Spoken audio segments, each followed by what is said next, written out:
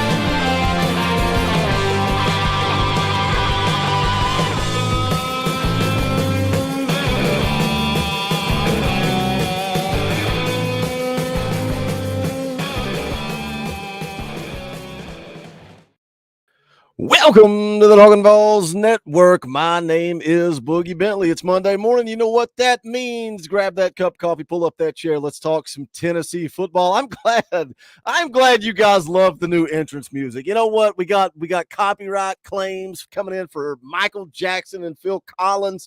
They're ruining my life, but you guys like it. I think it's the most generic music ever. I feel like I'm on a radio show. Welcome to WQZTWR. We're down here at Daytona Dodge selling off cars, and oh my gosh, but you guys love it. You guys rocking out on a Monday. Keg is here and says, Kaner, y'all, you want me to just bring Kaner on and I'll leave and y'all can have a little locked on balls on Talkin VAWLS. Rocky Top Thomas here says, howdy, Tony, Tim, Negaval. Jeff is in the house. What is up, brother? Saying GBO. Tim Rice is here. Sam Hyatt is in the house. Tennessee Bobby says, howdy, y'all. Negaval says, we're rocking out on a Monday morning. It wouldn't be a Monday morning if Nelson wasn't here, saying Khalifa Keith is going to bring the Heisman Trophy to Knoxville, Tennessee. I got a couple of super chats real quick. First of all, Robert Clark has been a member for 27 months. We appreciate you, brother. That's a lot of support. If you're not a member, you can fix that by hitting the join button right over there somewhere right beside subscribe. Just $1. We appreciate it. Rocky Top Tom drops that door fee, $5 super chat. We appreciate you, Rocky Top Tom. Even though we harass you on Sunday nights, we appreciate you on Monday mornings. Jeff drops a $5 super chat and says, Vol World Order. You want to be a part of the Talkin VAWLS World Order, go to bonfire.com/store/Talkin VAWLS. We're giving away shirts like Hollywood Hulk Hogan, brother, back in the 90s. Everybody can be a part of the VWO. Brennan Crandall, been a member for 36 months, says Oklahoma O-line will determine if this game is an NC State repeat. Move the goalposts of expectations every week. Bama is the first real test. Nobody's good after we beat them. That's the way it goes. All right. We're caught up with you guys. Smash the thumbs up. Share out the link. Let's grow this chat. Let's get Kaner on here. You are Locked On Vols, your daily podcast on the Tennessee Volunteers. Part of the Locked On Podcast Network, your team every day.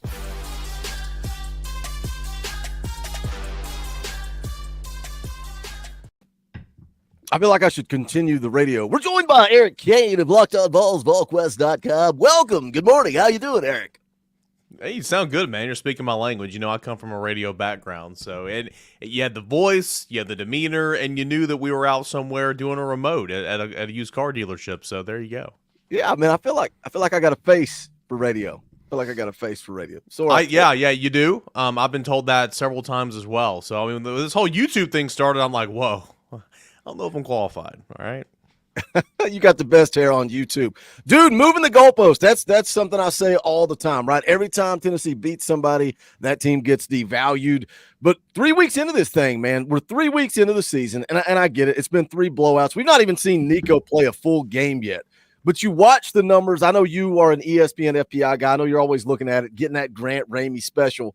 73% chance to make the college football playoff, 17.5 to make the national championship, 9.2% chance to win it all. Number 6 in the AP poll, number 4 in the ESPN Power Rankings. I could sit here and run off all the records that Tennessee's broke through 3 games, and some people will say, well, it doesn't matter. They've not played anybody. I think some of these records matter. What are your thoughts 3 weeks into this thing, even based on who we're playing? Yeah, I mean, Tennessee, I think, is a really good football team. You know, I kind of said it after the game on Saturday. It was what we think is a really good football team going up against a really bad football team that we know, and the outcome was pretty much what we expected. Maybe not 71 points, but a whole lot to very little. Excuse me. And I just think offensively, this team's dynamic. There's so many different ways that they can accomplish their goal. I love the use of the last 2 games of the 12 personnel, and you know, it was a focal point of the game plan against NC State, but you saw it against Kent State of how, you know, short yardage, you know, down near the goal line, 3rd and short, 4th and short. They're going to go that 12 personnel. That's going to be kind of their quote-unquote jumbo set, if you will, when they need to get a couple of yards, and I like that. I love how Tennessee has so many different receivers that I have no clue who's going to start on a given day. Chaz Nimrod got the start on Saturday, so that was cool to see. Tennessee's running backs, I think Dylan Sampson's the most underrated guy in the SEC. I didn't learn that on Saturday, but certainly he added, you know, fuel to that flame. Really good player. I think Deshaun Bishop just continues to come along, man. I mean, he is really coming along, and I know Cole Kublik's a big fan of Deshaun Bishop. And then defensively, yeah, it's weird when I think about it because, gosh, man, I mean, NC State didn't even really challenge vertically an awful lot, only on a couple of plays, and I mean, you can only play who's in front of you, but gosh, this Tennessee defense has been so dominant, and they've taken everything and run with it. And I think this defensive line is really, really good. So, yeah, I just think this is a really well-rounded football team. We'll learn. I'm intrigued to see what it looks like when it hits adversity. This team overall has hit hardly any adversity. The defense, I don't think it's hit any adversity. Maybe that one, you know, couple of 3rd downs on that opening drive against NC State. Maybe Boo Carter giving up that one-on-one to Concepcion. I mean, that's the only adversity I can think of. It will face adversity. How does this defense respond? We know how Nico responded to the first bit of adversity he faced against NC State, but I just like this team, man. It's a fun team to watch. I think they're dynamic in a number of ways, and we'll learn a whole lot more about them this week, but I think this is a pretty good football team, man. What are your thoughts? And we'll kind of get back into it. But you mentioned that NC State game, and that first drive really being the only time really Tennessee struggled is that first drive. And I saw somebody post on the General's quarters bringing up the fact that, in college football now you've got the tablets and you're able to watch video. And we saw Tim Banks up in the box watching the video. Do you think it gives him an opportunity to make adjustments quicker? And maybe that's why we saw that, one drive for NC State. That's it. You don't have to go in the locker room and then change your game plan, do this, that, and the other. He did it after one drive. Tennessee shut him down. You think that's overreaction, or you think that's maybe a little something to that?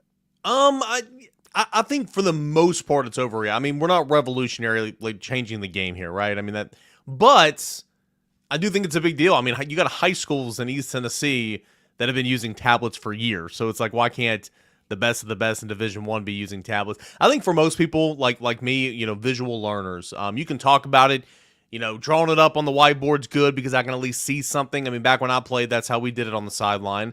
Again, it was not that long ago, but that's how we did it on the sideline. But now that you can actually pull out the tablet, there's high schools that have TVs on the sideline to where they're running things off a tablet and you can see it on TV and you can visually see what your technique is doing, what your guy's doing.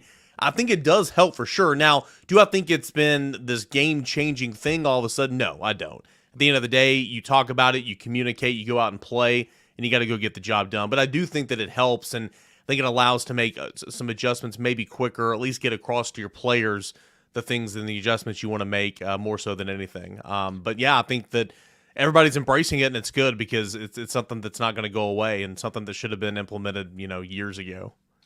I love something you said there at the beginning, that the only team you can play is the team in front of you, right? You can't control that. You can't control whether NC State's as good as bad or as bad as people thought they were. I'm going to rattle off some of these numbers because, look, Tennessee's played some bad football teams before, but through 3 weeks, Tennessee outscored their opponents by 178 points. That is the highest 3-game point differential in SEC history. The first game, we're talking about Nico, right? His passing yards and a half, most by any quarterback. I think that's impressive. Your second game, you hang 50. That's the first time in school history that they had scored 50 in game 1 and game 2. And now guess what? You go ahead and add game 3 to it. Are they going to put up 50 against Oklahoma? Sit back. We're going to talk about Josh Heupel. I think he probably would if he could. Kent State, 37 points in the first quarter. Program record, 65 points at the half, most by any FBS team in 20 years. 740 total yards last week. Program record, 71 points, most in the modern era for Tennessee. Defense, I love this stat. I love this number that you guys at VolQuest, we all know that this defense hasn't given up a touchdown in 4 straight games. I didn't know how long until I heard you guys say, you got to go back to 1938, 1939 to find that. You mentioned Dylan Sampson, 9 touchdowns through 3 games. The record, 18 touchdowns, 18 rushing touchdowns in a season. You got to go back to 1929. And anybody that pretends to know who Gene McEver is only lying. 1929. Was anybody in the chat alive in 1929? Maybe Brent Hubbs covered that game. But Dylan Sampson, man, think he breaks that record? I mean, at this pace, yes, absolutely. And like Dylan Sampson is he's a really, really good player, but he's also known as the vulture. They'll run it all. I mean, he was like this last year with Jabari Small and Jalen Wright. I mean, they'll get it all the way down there to the 10-yard line, and those guys will be so tired, and then Dylan Sampson will come in there and just take it over. But yeah, I mean, 9 touchdowns through 3 games at the pace that he's going, at the pace that scoring that I think this offense is going to do throughout SEC play, I absolutely think he's going to get to the record if he stays healthy, which will be really, really cool to see. When do we start the Dylan Sampson for Heisman? When do we start that talk? I mean, we're all talking about Nico. And look, Nico, again, like I said just a minute ago, Nico's not had to play a full game yet. And we saw the arm talent. We saw the throws he can make against Chattanooga. And then he's not had to do anything really since then. He threw a couple of picks against NC State. Felt like he was just in cruise control against Kent State. But when do we start seeing some serious buzz about Dylan Sampson? I'm on board, man. I'm on board. I'm on board with you. Yeah, I mean, Dylan Sampson, he's currently leading the SEC in total touchdowns by, I think the next closest, there's a couple of guys tied with 6, and of course, Dylan Sampson's at 9. He's second in the SEC in rushing. He's second in all-purpose behind the guy from Arkansas. But, Dylan Sampson, you mentioned Nico's not played 4 quarters. Dylan Sampson's not played, so they've had a total of, 12 quarters so far? Or, however many they played in 3 games. Yeah, 12 quarters. Math. Dylan Sampson and Nico played 6, 7 of them. I mean, there's so much more meat on the bone, right? But no, if he continues this pace, certainly this pace in SEC play, I mean, the conversation's got to be real. And unfortunately, running backs don't win that award anymore. So will a running back win it? I don't know. I mean, usually it just goes to a quarterback, but he should start getting some buzz, no doubt, if he keeps this pace, because, I mean, you do it on this team in this league against the competition Tennessee's about to face. The recognition is very much deserving. I was looking at how many carries he had when you're talking about, him and Nico being limited. He has 45 carries, and I'm not good at math either, but he has 45 carries and 9 touchdowns. That's a ridiculous percentage of getting to the end zone when you carry the football. D-Dog217 drops a $5 super chat, says just joined in. Have y'all seen or mentioned that Nico is 4th in the Heisman race? I don't think – can Nico win a Heisman in 2024? Maybe. I think 2025 would be the year. But it starts against Oklahoma, right? It doesn't. They don't sit down with their Heisman ballots and say, "Well, what did he do against Kent State in week 3?" They don't care. Well, I mean, in terms of the stats right now as well, Boogie. I mean, I don't know, who has him as 4th right now. I mean, stats right now are not Heisman worthy, if you know what I'm saying. I mean, that's not a diss to Nico at all. He barely had to do anything against Kent State. I mean, the game plan was not for him to throw it all over the yard. I mean, he was fine. He did exactly what he was supposed to do. Mentioned the 2 picks. He did a lot of good against NC State, but he did throw 2 picks, so that obviously hurt his chances. And then, of course, he was great against UTC, but only played a half. So, I mean, numbers-wise, his numbers aren't there right now, but all that can change, in the matter of some games. Lazy Llamas drops a $20 super chat. That's an Orange Boy. We'll play the clip. Rocky Top, you'll always be. The Lazy Llama says, good morning, brother. I'm excited about this team. Vols defense has scored 9 and allowed 6. That's elite, and we've only scratched the surface with the offense. Howdy, Kaner. I'm also an everydayer. Nice. GBO. Shout out, Lazy Llamas. We appreciate you, brother. Thank you for the super chat. I guess, look, it's Oklahoma week, and we're going to get into Oklahoma. We're going to get into what this game means for Josh Heupel, but tie a big fat bow on Kent State. 71-0 total domination. We saw exactly what we expected, but anything you want to say about that before we move on? I mean, it was great to see everybody play. I mean, everybody in my comments after the game is upset because I literally called it a big waste of time, because I wholeheartedly believe it was a big waste of time. I mean, it's good to see guys play. That's cool. I mean, I love seeing football being played, so I'm down for that. But I mean, it's a conversation for another day, but you should never schedule Kent State, in my opinion. Those games, really the UTC games as well, need to be moved to spring if you're going to do anything. But I recognize UTC's FCS, Kent State's FBS. But anyway, yeah, I mean, good team win. Handled business. Did it a mature way, which was great to see.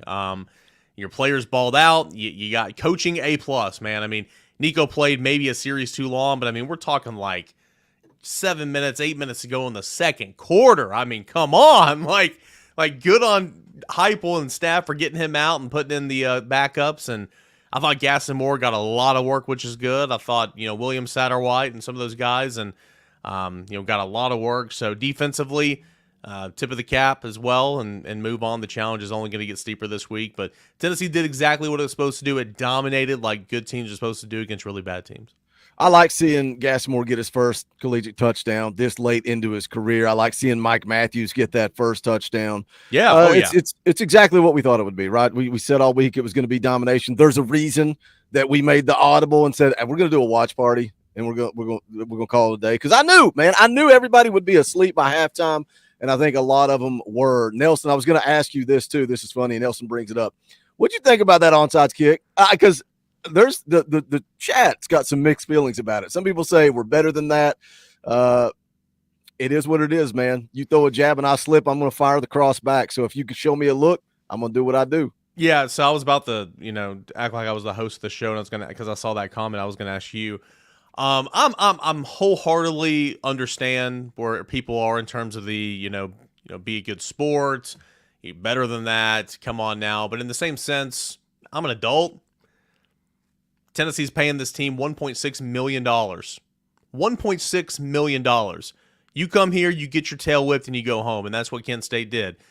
Tennessee's administration actually went to Kent State and said, hey, do you want to shorten the – which, again, I didn't even know you could do that until 2 weeks ago when Georgia did it with Tennessee Tech. No clue till you all said it. Yeah, running the clock, shorten the quarters or whatever, and Kent State's head coach and the captain said absolutely not, and I respect the heck out of that. So you come in here, you get paid $1.6 million to get your butt whipped.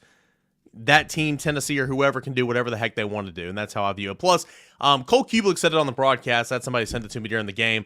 Mike Eckler was talking to him, said, hey, we're going to do this at some point, right? So it was not like, oh, we're up 30, let's stick it to them. No, they were going to work on it at some point again just to put it on tape, because every single team that Tennessee plays this year is now going to have to go over, onside kick recovery and hands team, because Tennessee's shown it on tape. So it might not seem like a big deal, but anytime you can take up practice time for your opponent who's prepping for you is a good thing. So I have no issue with it whatsoever. But those people that do, I know where you're coming from. Me personally, $1.6 million. Do whatever the hell you want. I love it. All right, enough about Kent State. What a waste of time. I'm with you. Waste of time. It's Oklahoma week. This is the game that I have had circled on the calendar going back to the preseason. I feel like this is the turning point. Some people were a little scared of NC State. I said, nope, no, I'm not scared. We're going to go take care of NC State. And then the season starts now, 7:30 on Saturday. We can sit here and we can talk about records. We can talk about stats. We can talk about numbers, and we can hear people complain that it was weak opponents. But this week, I don't think you can make any excuses. This is a huge game. And, Josh Heupel, right? Josh Heupel going back home. Do you feel like, because you're obviously closer to it than I am, from the outside perspective, it seems like Josh Heupel has a chip on his shoulder. Like, he seems like a different dude this year. And I don't know what it is. Like I said, when the cameras go off and it's just the media and him in a room, I don't know if he's the same, laid back, laughing, having a good time. He seems angry, and I like it. What is it? Does he know what he's got? Yeah, I'm intrigued to see how he handles us today on a Monday. Like Josh Heupel, and I was talking with Teddy Lehman, who actually played with Heupel at Oklahoma, and hosts a radio show in Norman and or Oklahoma City, and is a part of the Sooners radio broadcast. We had him on the Rocky Top Rewind last night. Really good former linebacker. I mean, a really good football player if you don't know who he is. And he was like, man, like I remember Heupel just being the quietest, most confident guy in the world. Like that dude just had so much confidence. And I'm like, you know what? That's the Josh Heupel I know for sure. Like he walks around like he's so not cocky, but he's got so much confidence. And I don't know, like after the game Saturday, it's like somebody said something to him before he came out and spoke to us. He was in such a bad mood. I don't know if it was somebody that wasn't hustling to the football in the fourth quarter. I don't know if it was a play call they didn't like that was executed. I don't know what was going on, but the dude seems certainly that he's got a chip on his shoulder. But in general, man, I mean, he'll say all the right things this week. He's said all the right things in media days and all that the last couple of months and everything. This week, he's going to get hounded. It's going to be the biggest story in all of sports. He's going to go home. He'll say the right things. But again, he will want to go there and put 100 on Oklahoma. He was fired after his offense in 2014, not 2024. In 2014, his offense averaged 36.4 points per game, and he was fired. Okay, so reading right from my notes, brother. You're reading right from my notes. So again, say this isn't personal. He won a national championship there. He was there for 9 years. The guy that recruited him, the guy that was his coach, used him as a scapegoat. So 100%. He's going to, I mean, this means something to him. Now, as Brent Hubbs has said, on a couple of podcasts in the last couple of days, the challenge for him this week is to not make it more than what it is. I mean, he thinks it's going to be more of a challenging week for Heupel than the players in terms of managing your emotions. And not, I mean, this is a big game. This is bigger than Kent State, but just coach it like it's a game and don't make it more than what it is. So yeah, this is a huge week for Josh Heupel, and if he can kick an onside kick on the road at Oklahoma up 30 in the second quarter, he's going to do that for sure. I love it. I was trying to explain to my wife, who she'll wear Tennessee shirts and she has no clue what's going on, and she's like, "Why is it such a big deal?" And I was like, "This is their Heisman Trophy quarterback." Or Heisman Trophy Trophy runner up. This is the guy that came in, and you're talking about his confidence. I love the stories of Heupel transferring in. They were 7-5, and over the summer, he's like, "We're going to win a national championship this year." And like his teammates are on record saying, we just kind of laughed at him. Like, yeah, sure we are. Sure we are. And then they go out and they win a national championship. And I'm trying to explain it to her. I'm like, it would be like Phil Fulmer firing T. Martin and making an example out of T. Martin, the scapegoat word. That is the perfect word. And you talking about how many points that offense scored in 2014. Their defense was the problem. And I actually went down this rabbit hole on Reddit. Well, he saved his brother, right, Mike? Right. Yeah. Yes. That's exactly what it was. So you want to talk about why Josh Heupel doesn't like Stoops? Oh, well, Stoops isn't there anymore. He's what's his title? Special assistant to the AD. Stoops is still there. Stoops ain't going to meet with the media. You don't think Bob Stoops is involved with the Oklahoma program? Josh Heupel Boogie is never going back. Bob Stoops came out and put that statement out there. I guess it was yesterday at some point. Did you read it? Yeah. Did you see where he misspelled Josh Heupel's name? No, I did not. I did not catch that. Yeah, that is awesome. To be fair, it's a weird name, but he did misspell Josh Heupel's name in the statement. So it's kind of like that's your national championship quarterback. I think you know how to spell his name. Wound, salt, fire, stoking. It's just like, golly, man. Like, I don't know. It's going to be an interesting week for sure. I mean, I'm sure he's got so many emotions going on because again, it's like we all come from somewhere, right? I mean, we all have a home, and when you go back home to your hometown or to your school or whatever, you get these feelings and everything. And I mean, imagine, again, he was a Heisman runner-up, won a Natty. I mean, all those are elevated. So, but again, in the same sense, man, like Tennessee's his home right now. I would venture to say, and like he loves it here and what he's building here and what he's already accomplished, what he's on the road to accomplish.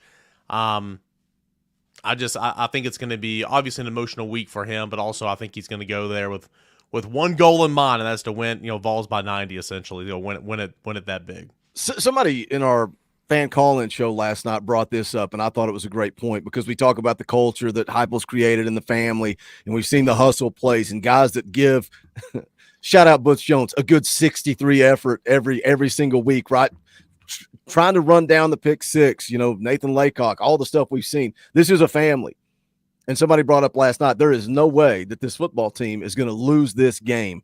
They're going to go play for their coach. So he may downsell it. He may not be talking about it. The media is going to be talking about it. And that football program knows how much this game means to Josh Heupel. So if he doesn't mention it, I think they're going to go and they're going to play for their coach. And we're going to see Tennessee put it on Oklahoma on Saturday night. Yeah, I would agree, man. I mean, your team is a reflection of your leadership a lot of times. And, the leadership, as Jeremy Pruitt would say, he was the leader of this football team. I mean, Josh Heupel's the first leader, right? I mean, he is the head coach. And so they see that. They play for him. He's the ultimate player's coach.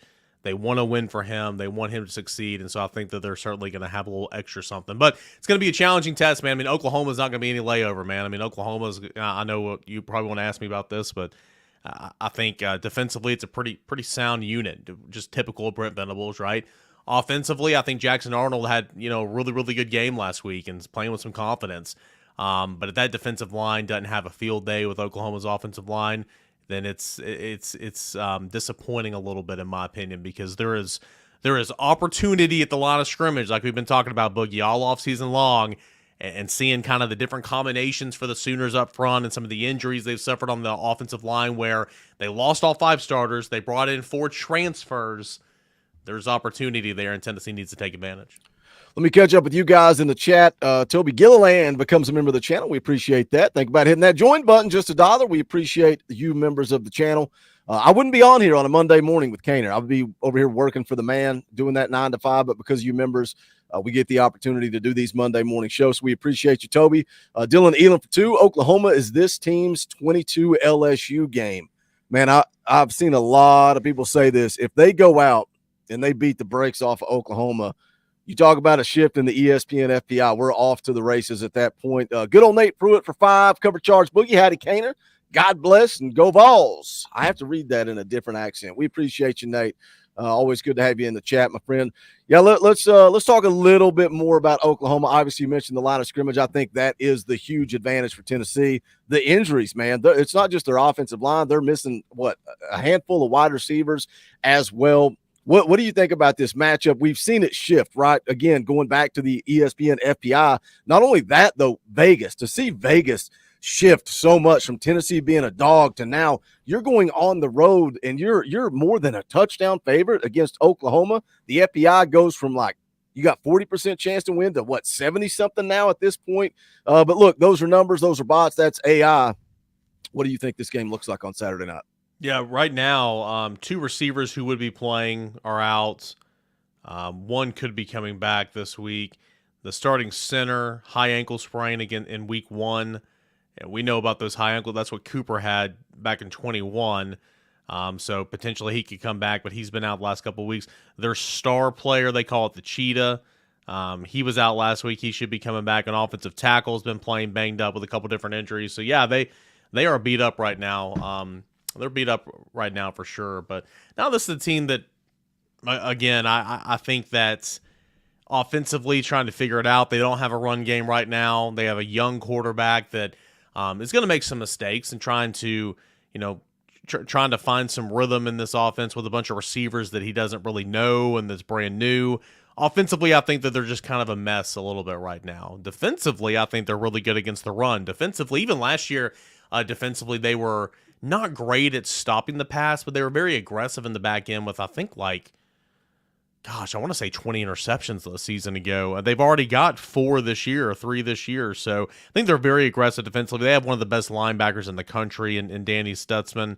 I think he's a really, really good player. They're good against the run. What's Tennessee's bread and butter? Of course, it's the run game with Dylan Sampson. So I think a number of different ways that I think this game is going to be interesting.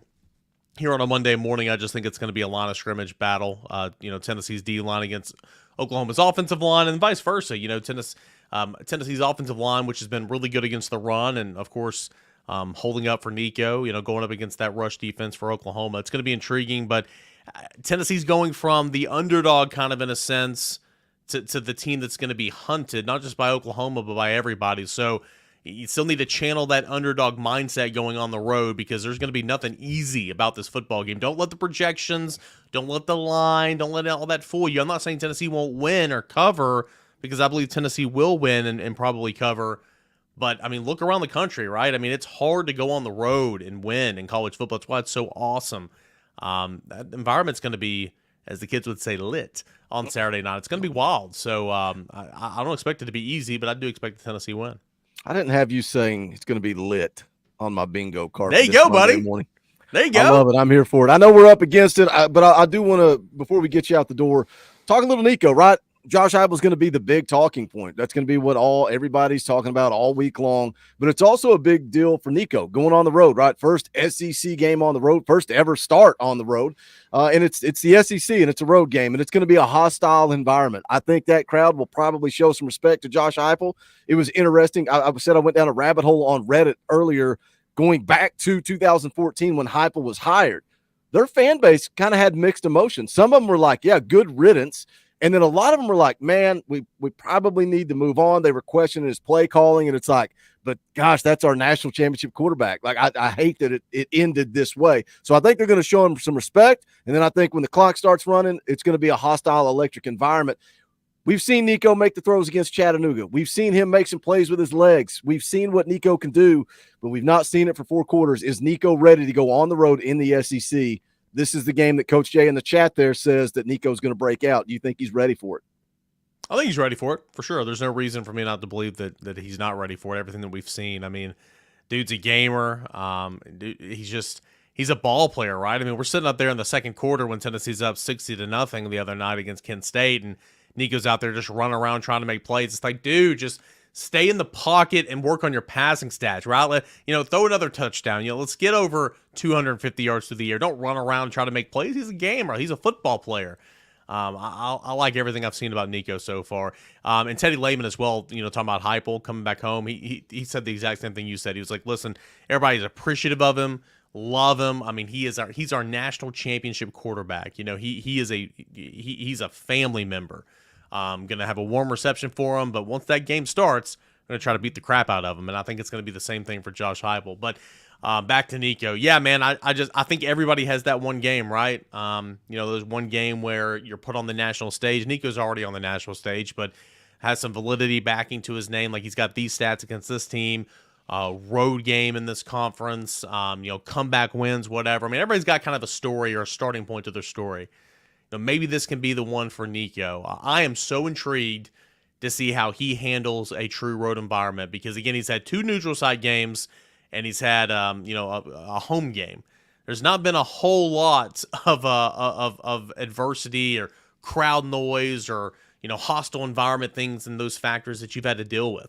How does Nico deal with it? Because he's never done it before. We just have no clue. In turn, how does this offense deal with it? Offense has struggled on the road at times in terms of pre-snap operation at Florida. Didn't have your starting center. That's worth noting. Florida 2 years ago at Georgia, South Carolina. I'm intrigued to see how Tennessee handles all those factors, but nothing that I've seen from Nico so far gives me pause that he won't just knock it out of the park. So I'm ready to see what Nico can do, man. I mean, he's my favorite quarterback in the country. He's dynamic. I think he can do a little bit of everything. And maybe this can be the one that, kind of truly jump starts a lot of people, wanting him to be in the Heisman conversation. A game like this on the road where he goes out and balls out, that could jumpstart that conversation for sure and put him into the real conversation. Always good to have you on the show on Monday mornings. Drink a little coffee, talk a little Vol football. What's going on over at Locked On Vols this week? What's going on over at VolQuest? Yeah, man, big game coming up this weekend on Saturday, so we're going to talk to a lot of people. Again, we're going to have a lot of guests on breaking down this Oklahoma team, what this means for Oklahoma fan base, SEC game number 1, Josh Heupel coming home. It's a big, big week for a number of reasons, so we're going to break down that, preview that game from every single angle, all that and more over at VolQuest.com, and, of course, every single morning on the Locked On Vols podcast. Go show him a little love at _Kaner on Twitter. Always good time, brother. We'll catch up later this week. Boogie, thanks, brother. See you, man. See you, man. All right, we're going to keep this dang thing rolling on. We got to take care of a little business. We got to pay some bills around here. You can do it quick and easy. Hit the thumbs up. That just helps the channel. We would greatly appreciate it. Also, go check out the Talkin VAWLS merchandise. You can go to bonfire.com/store/Talkin VAWLS. This is the new hot seller that everybody wants. Everybody's tweeting about. Everybody's talking about. We appreciate you guys picking them up. That's the BWO shirt, Vol World Order. You can get it. This color right here is actually accurate. Everybody has been praising it. Don't go get the hoodie. The orange hoodie does not come in accurate, but this is clean.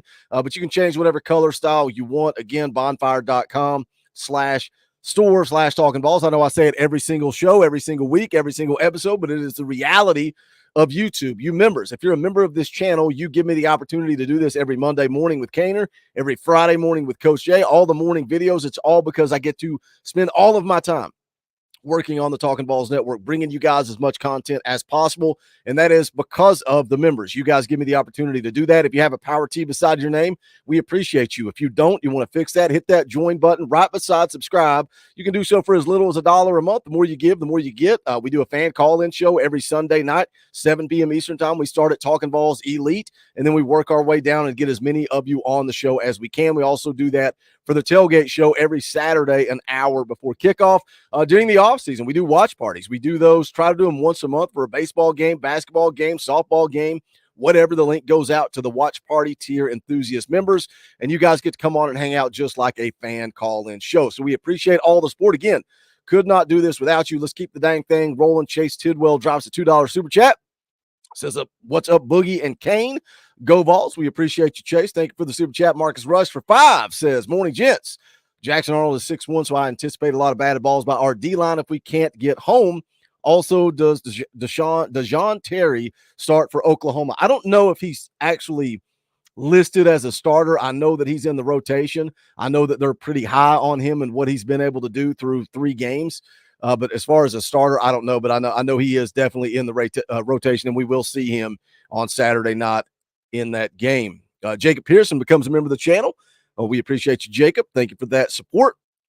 What are you guys saying here? Johnny Price says Tennessee 48, Oklahoma 10. Are y'all really feeling a blowout? Are you really feeling a blowout? We'll see how my mood changes throughout the week. I think Tennessee wins it 10 to 14 points as of right now. We'll see, man. We'll see. I think our defensive line has an opportunity to really take this game over. And I know that's the talking point everybody's going to be getting into. Nelson says, yes, we are. Are y'all really that confident? Why? What has changed, man? Y'all went from scared of NC State All of a sudden, Vols by 70. We're going to have to create new merchandise. Vols by 70. Rocky Top Tom says it's going to be closer than y'all think. 35-20. Tennessee JR 42-17, 48-24, 42-27. Dylan's not feeling a blowout. Yeah, I'm not feeling a blowout either. Dakota drops a $2 super chat. We appreciate you, Dakota. Says, yes, Boogie. It's going to be a blowout. It's going to be total domination. What's the narrative going to be? What's the narrative going to be coming out of the Oklahoma game if Tennessee goes in there and puts a beating on them, wins by 21, 28? What's the national media going to be saying? Is it going to be that Oklahoma's not that good? Is it going to be pointing back to their win over Tulane and saying, well, yeah, they beat Tulane, but it was a 5-point game with a little over 6 minutes to go. Oklahoma's just not very good. They barely beat Houston. So Tennessee really hasn't beat anybody. Their first real test. Are they going to say Arkansas on the road as a test? You think they'll say that? Or do you think they'll just sit on it and be, oh, Tennessee's not played anybody the entire first half of the season? And all these people saying Tennessee's going to go 8-4. Why are they going to go 8-4? Well, NC State's a tough game. You got to go on the road. That's a loss at Oklahoma. Florida, Florida always beats you. They're about to fire their head coach. But everybody wants to say, oh, yeah, you guys never beat Florida, and then you got Alabama. I mean, you're going to 8-4. Now all of a sudden, instead of saying, they're firing their coach, Florida's not that good. Arkansas is not that good. Oklahoma's not that good. NC State's not that good. At what point does the entire college football world suck? And Tennessee is just lucky because they don't play anybody. Always move the goalpost. Always. Gosh, it's exhausting. It's exhausting. All right, we're caught up with you guys in the chat. You guys know what the Monday morning routine is. We're going to go take a listen to what Josh Heupel had to say immediately following the game. I'm interested. I always save this for Monday morning. As much as I want to go back, man, the way Josh Heupel has been acting, hearing Kaner saying, kind of confirming he's got that chip on his shoulder.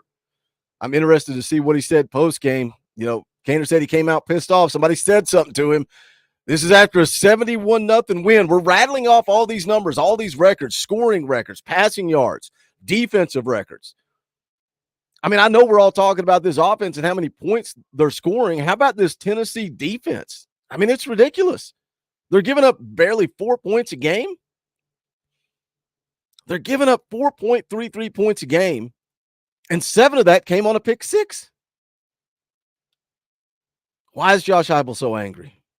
What does he know that we don't know? Or maybe we all know. Let's take a listen. Had a lot of former players, had former basketball players, DKs. Why can nobody get the audio right? Why is the audio always garbage? It's always garbage. Is it the University of Tennessee? Is that the problem? Is that the problem with the audio everywhere? Back too around the building. So great to have so many former players come back and be a part of it too. Just as a football team, thought we started fast. There's some things that we got to clean up, but all in all, good performance defensively, controlled the line of scrimmage, got off the field, third down, offensively able to run the football and create some big plays as well. So special teams was a solid performance. Open it up. Question. Run the football. I know you guys know it. We got 326 people watching live right now. You guys know it. I know it. Run the football. Poor Ben McKee got ripped to shreds.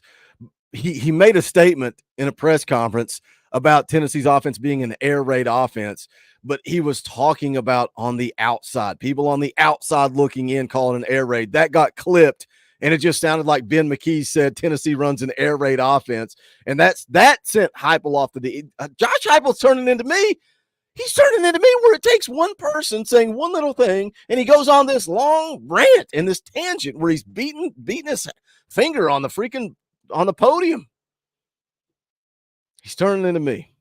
Ron the Don for 5. What's up, Ron? Says Tennessee 45, Oklahoma 10 in the third quarter. Oklahoma players lose hope and lose heart, then quit. Then third-string defensive scavengers take over the game. GBO. I love it, Ron the Don. Thank you for the super chat, brother. But, man, when the word air raid came out, Josh Heupel lost it. They are running the football at an elite level. And, again, I get it. I understand. Kent State, Chattanooga, NC State, I get it. I get it. Like Kaner said, the only team you can play is the team in front of you. And Tennessee's third in the entire country for rushing yards per game, 336.3. They led the conference in rushing yards a year ago. Now we're seeing this playbook wide open. We're seeing what Nico can do, spread the rock around. All starts with the run game. It all starts with the run game. Man, I'm excited.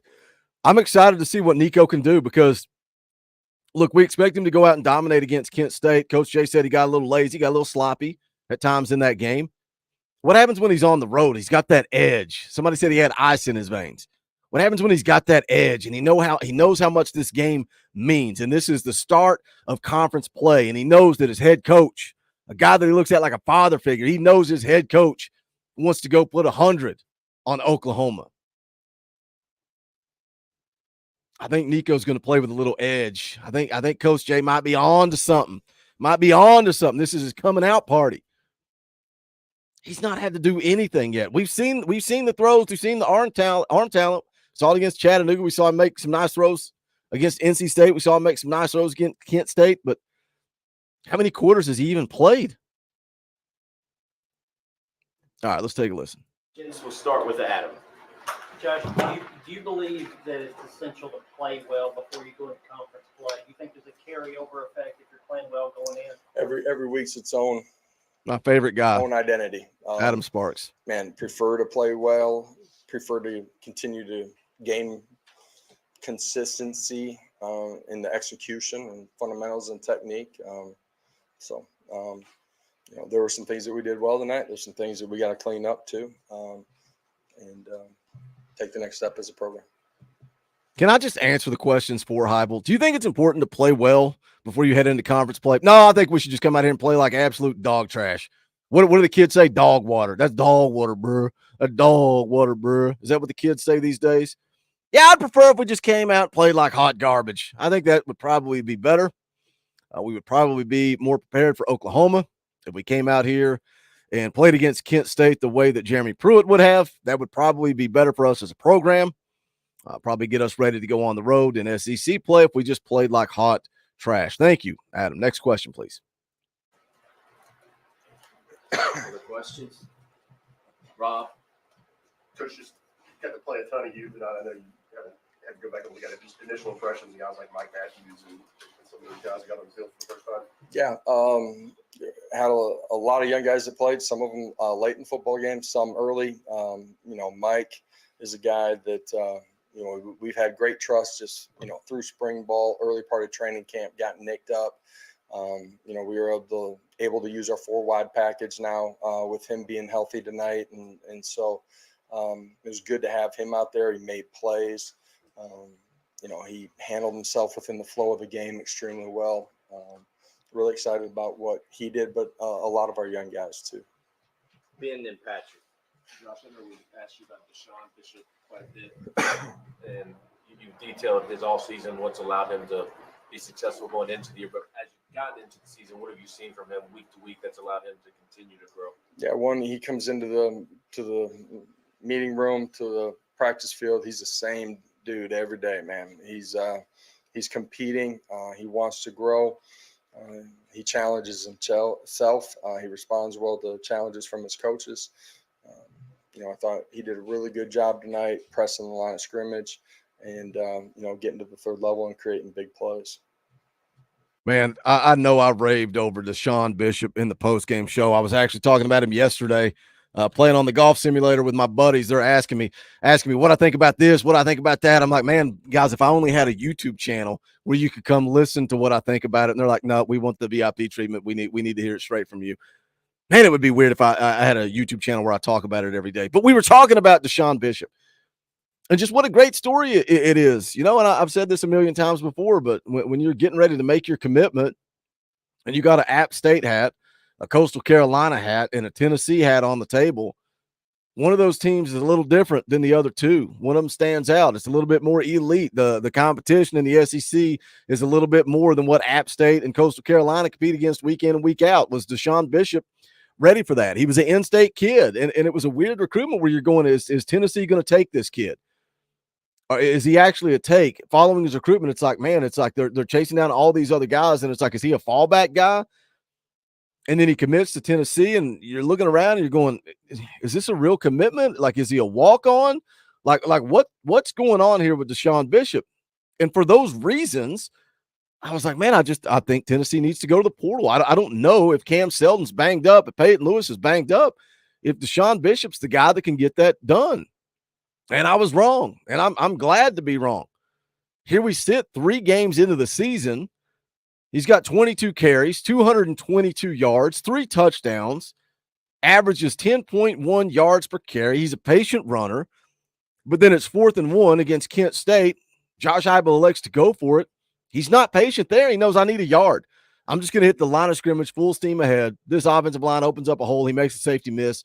That's a house call. Great in pass protection. We kind of laughed because it was every scrimmage. Josh Heupel, who had a good day today, Coach? Well, Deshaun Bishop's doing things the right way. It's like, okay, well, is Deshaun Bishop just a scrimmage guy? Is he the practice guy? And we get to the season, and here we go. I don't want to hear it, Nelson. Do I need to pull up Khalifa Keith's stats? Do we need to go see where Keith is at in the Heisman race? I don't want to hear that you're the Deshaun Bishop guy. Everybody in the chat, everybody on Ball Twitter knows that Nelson is a Khalifa Keith guy. He's a Khalifa Keith guy. Everybody knows I've been with Deshaun Bishop since day one. I'm the biggest Deshaun Bishop fan on the planet. That's why I bought an App State hat. Y'all didn't know this. Y'all been asking, why does Boogie wear App State stuff? Because I'm a Deshaun Bishop fan, and I thought he was going to App State. So I bought my season tickets. I started talking Mountaineers, and then I shut it all down because he committed to Tennessee. So I figured I'd keep Talkin VAWLS going since Deshaun Bishop is here. Oh, my gosh. Now Rocky Top Tom just buying in to Nelson's lies. They're lies. Tom, I feel like some of us are part of the Vol world order, and some of y'all starting the Wolfpack in the chat. VWO Wolfpack. All right, here we go. Josh, what are your thoughts on how Nico played? Looked like over the middle of the field was working early for you guys. What did you think of his play? Yeah, I thought he played really well. Used his feet when it was. Wait, I missed a question. Josh, what are your thoughts on how Nico played? Looked like over the middle of the field was working early for you guys. What did you think of his play? Yeah, I thought he played really well. Used his feet when it was time to use his feet. There are a couple things early in the football game. I think we had a drop early in the game over the middle of the football field. He missed on a little RPO. Just fundamentally not in a great position, but all in all, played extremely well. Good decision maker. So. Austin and Mike. This is now 16 quarters since you've given up a touchdown. And tonight you pulled all your starters in the first half. To see even the backups go in there and kind of have that pride to keep that going. What's that say about that side of the ball? Yeah, Tim's done an amazing job building it, our staff, but how our players understand what we're doing, fundamentals, technique, playing with them, playing really hard, and the challenge was no matter who's in the ball game to go play to the standard of how we play and to win the fourth quarter. Really proud of how we played in the second half.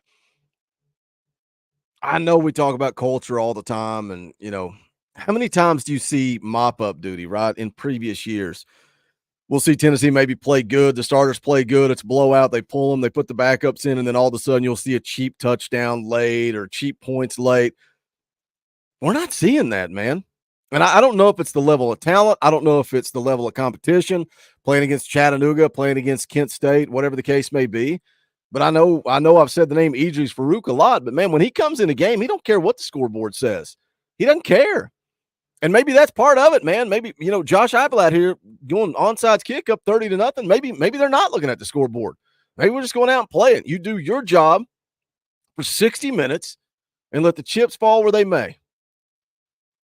I don't care what the scoreboard, Josh Heupel says it all the time. They interview him going to the locker room. How do you come out in the second half? Blah, blah, blah, blah, blah. And he's always like, it's 0-0. The score is 0-0. That's it. And then you got these guys coming in like Jordan Ross, like Idris Farouk, like Jalen Smith. These young guys, they're coming in to make plays, man. This is my opportunity. This team, man, I hope one day we can look at it and sit back and look back and go, man, we were watching something special in that 2024 season. And I know I said it in 2022 to buckle up and enjoy the ride. And I said it again at the beginning of this year. I said, I feel like this is going to have similar vibes to 2022. But there's a difference between getting to the top of the mountain, being number one in the college football playoff rankings, and then getting beat by Georgia, and then getting embarrassed by South Carolina. And looking back on it, go, man, that was a fun ride, but dang, that sure was a fun team to watch. But, man, that was a great season until, man, I hope one day when this season, when it's all said and done, we can look back and go, man, now we know why. I'm getting chill bumps. I'm like The Rock. I'm going to show you my arm, man. I got chill bumps. We can look back and say, man, I know why. Now I know. Now I see it.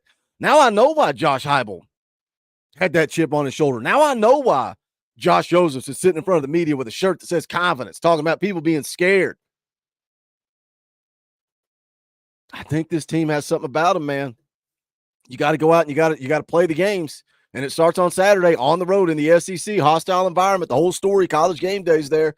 We talking about Josh Heupel getting fired in 2014. Kaner nailed it, scapegoat. He's reading directly from my notes. Josh Heupel's a scapegoat.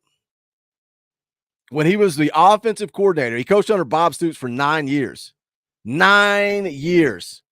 Heisman Trophy runner-up for Bob Stoops. National championship quarterback for Bob Stoops.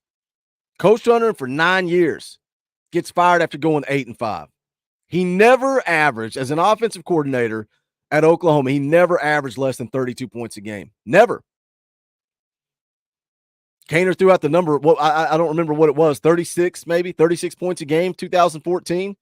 Guess what the defense gave up that year? They were 56th in the country in scoring defense. They gave up 26 points a game. But Heupel was the scapegoat. Heupel's the guy they canned. Heupel's the guy they fired. They got rid of their Heisman Trophy runner-up quarterback. They got rid of their national championship quarterback. You don't think he remembers that? You don't think he's got an edge to him, a chip on his shoulder? That facial expression. I'm with you, Foul Ming. Foul Ming's changing his prediction based off Heupel's face. Balls by 50. What's up, Jack D. Ball? Good to see you in the chat.